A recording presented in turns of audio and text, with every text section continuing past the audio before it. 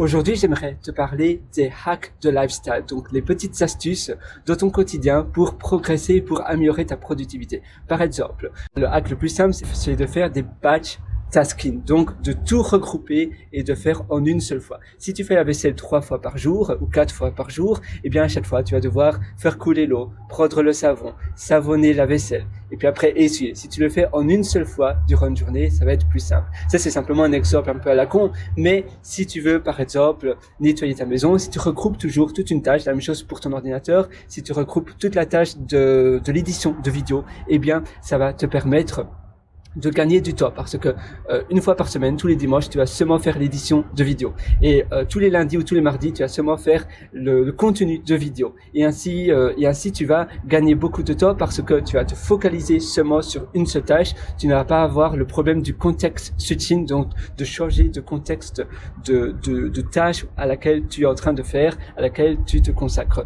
Si pendant une journée entière, tu fais seulement du SEO, seulement du marketing, tous les matins, tu fais seulement, je ne sais pas, l'organisation de ta journée. Ou bien tu vas optimiser un petit peu ce que tu pourrais mieux faire dans tes journées. Donc tous les matins, pendant 10 minutes, tu vas essayer de brainstormer, de voir comment tu pourrais mieux améliorer. Tiens, peut-être que je peux utiliser, au lieu d'utiliser, tu sais, Spotlight, c'est pour faire des recherches.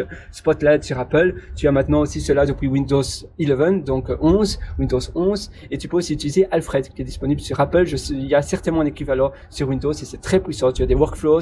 Avec les workflows, c'est payant, mais ça coûte 34 livres sterling, donc ça revient à plus ou moins 40 €.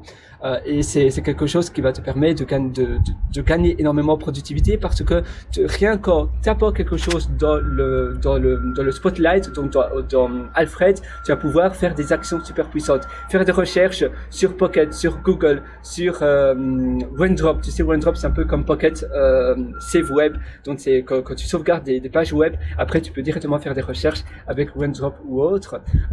Les reminders, tu vas aussi pouvoir faire appel au rappel avec Alfred. Tu vas pouvoir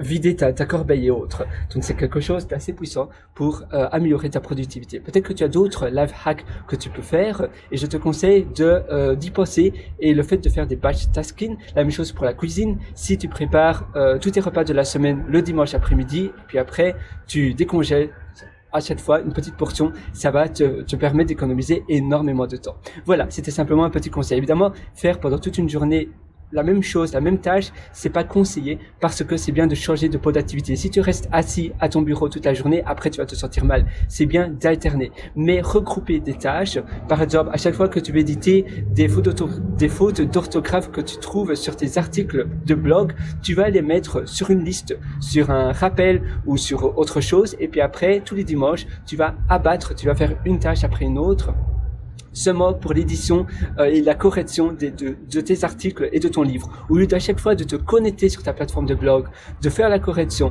et puis un autre jour, tu vois une autre faute, tu te reconnectes, tu fais la correction, non, tu fais tout ça d'une traite, et à chaque fois que tu vois une petite faute, tu mets simplement sur une liste d'attente, et à un certain jour, tu vas tout abattre, donc tu vas faire une tâche après l'autre, hors rafale. Voilà, moi je te souhaite tout le meilleur sur ça, et une prochaine. Ciao.